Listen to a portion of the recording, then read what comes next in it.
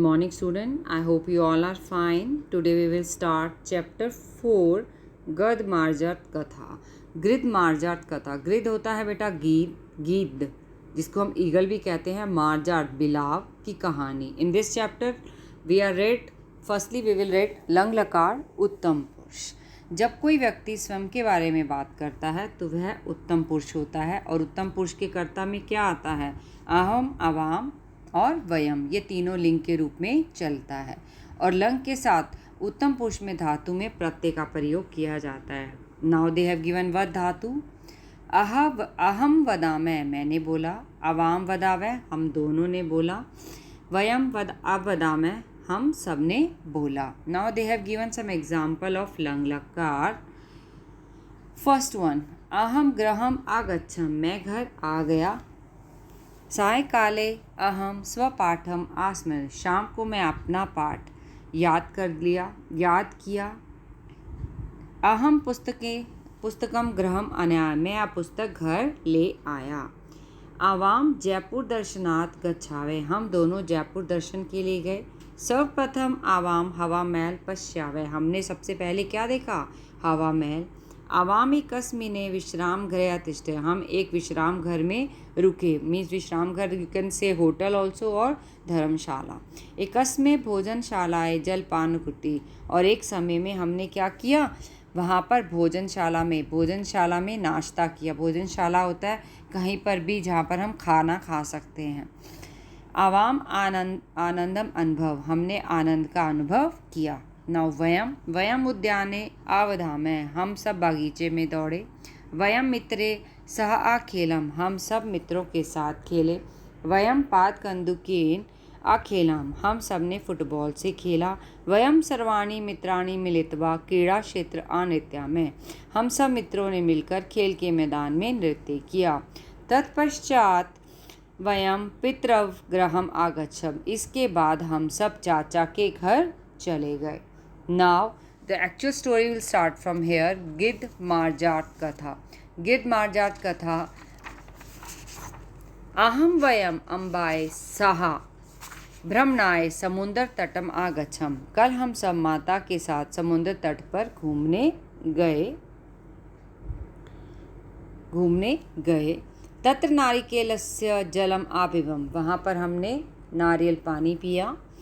आम्राणी आखादम, आम खाए. जले स्नानम, जल में स्नान किया. उद्याने च आभ्रमाए, और उद्यान बागीचे में घूमे.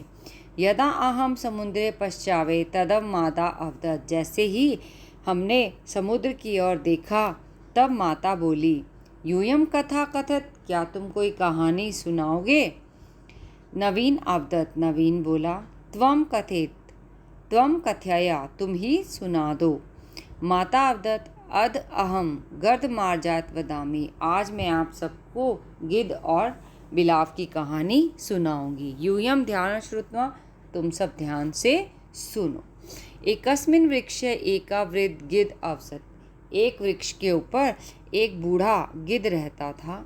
अन्य खगा तस्मे स्वाहारे किंचित यच्छन्ति स्म, जो अन्य पक्षी उसे अपने आहार से थोड़ा भोजन देते थे. गिद्ध अपि खगशिशुना रक्षण करोति, और जो गिद्ध था वो क्या करता था? जो पक्षी उसे खाना देते थे उनके बच्चों की रक्षा करता था.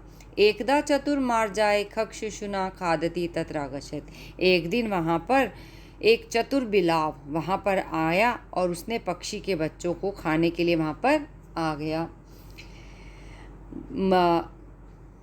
मार्जार दृष्ट्वा गृध् अपश्यत्, बिलाव को देखकर गिद्ध बोला. त्वम अत्र किमर्थ आगच्छत्, तुम यहाँ किस लिए आए हो? अत्र पक्षी शव का निवासंती, यहाँ पर जो पक्षी हैं उनके बच्चे रहते हैं. अतः दूर गच्छम, तुम यहाँ से दूर चले जाओ. Third paragraph.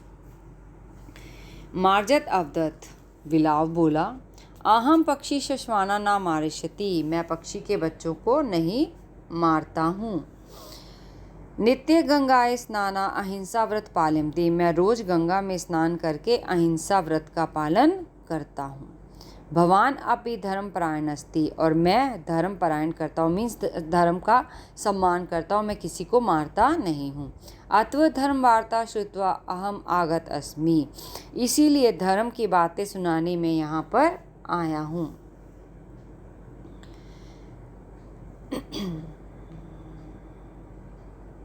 मार्जस्वचन श्रुत्वा गिद्धस्य मनसि विश्वास जागती, और उसकी बातों को सुनकर उसके मन में विश्वास हो गया कि ये अच्छा इंसान है।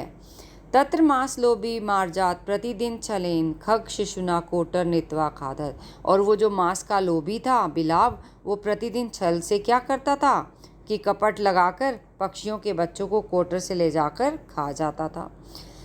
स्वशिशूनाम अभावे खगा चिंतिताय भूत्वा अन्वेषण इस्ततः अभ्रमण, और जो चिंतित पक्षी थे वो अपने बच्चों को ढूंढने के लिए इधर उधर घूमने लगे। ता एकस्मिने वृक्ष कोटे शिशुना अस्थिया पशन, और उन्होंने वृक्ष की कोटर में शिशुओं की अस्थियों को देखा। ते अचिंताए गिद्धा एवं शिशुना खाती, उन सबको क्या लगा कि गिद्ध ने ही हमारे बच्चों को खा लिया है। अतः स्वमिलित्वा ता गिद्ध हंत्वा, और उन सब ने क्या किया, मिलकर गिद्ध को मार दिया। अतः एवं उक्तम, इसीलिए कहा गया है कि अज्ञात कुल में स्वभाव वाले व्यक्ति को कभी भी आश्रय नहीं देना चाहिए, अर्थात कि जिसे आप जानते नहीं हैं उसे कभी भी इस तरीके से आश्रय नहीं देना चाहिए। Listen this audio carefully.